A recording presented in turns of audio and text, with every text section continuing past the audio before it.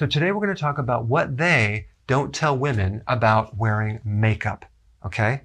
The first thing you need to know is that the skin is a human sponge, okay? It's like a little sponge and it absorbs things, okay? So everything you put on your skin goes directly right in. I mean, think about the last time you used hand lotion, right? You put all this lotion on your hands and then it disappears. Where did it go?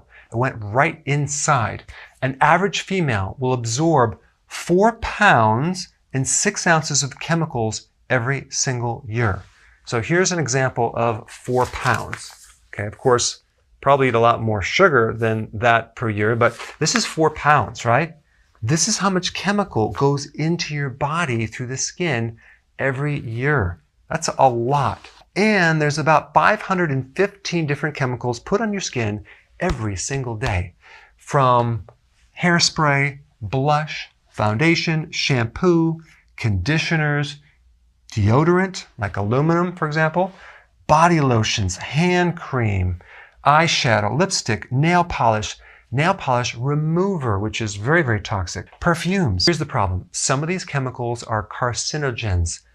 Those are things that can cause cancer. The problem is there's always a delay between cause and effect. You start accumulating these chemicals, you don't know when potentially you can have a problem down the road. So it's really hard to connect the dots. Some of these chemicals are neurotoxins that go into the brain and the nervous system. And then there are other things called endocrine disruptors, which are things in the environment, chemicals that mimic estrogen.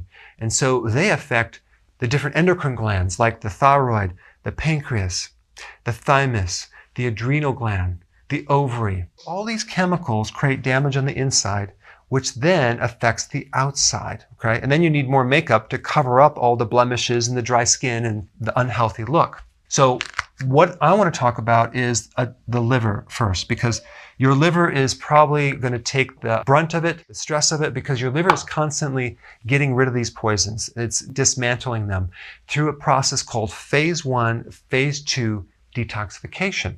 And what that means is that your liver can take poisons, which are sometimes fat soluble, and change them into harmless particles, which are water soluble. Okay, and that all happens to the liver.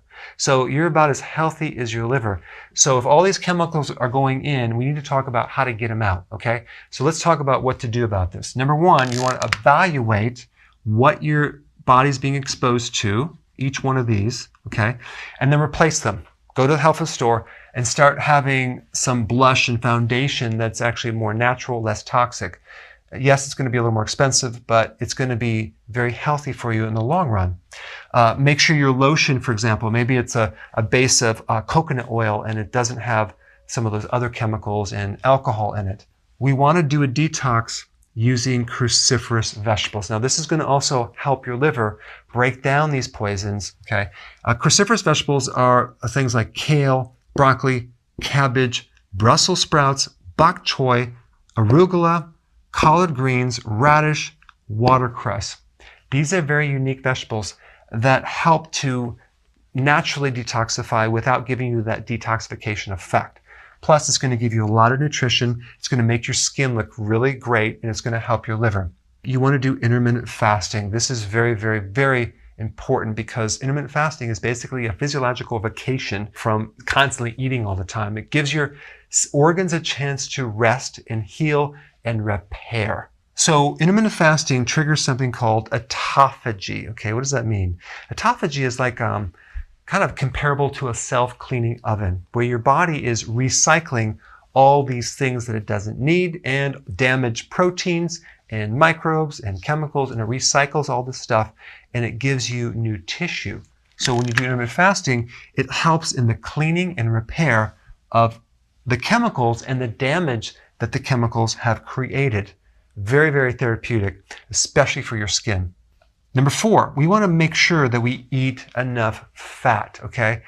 Do not do a low-fat diet, okay? If you want to actually help your skin has a layer of fat, and so we want to replace that fat with healthy fat from healthy fish like salmon, wild-caught salmon, coconut oil, seafood, healthy nuts, seeds, olive oil, avocado. Very important to start adding more fat because if you're on a low-fat diet, that's going to inhibit the detoxification of these chemicals and inhibit your ability to make healthy skin. All right, guys, so there's your plan of exactly what to do.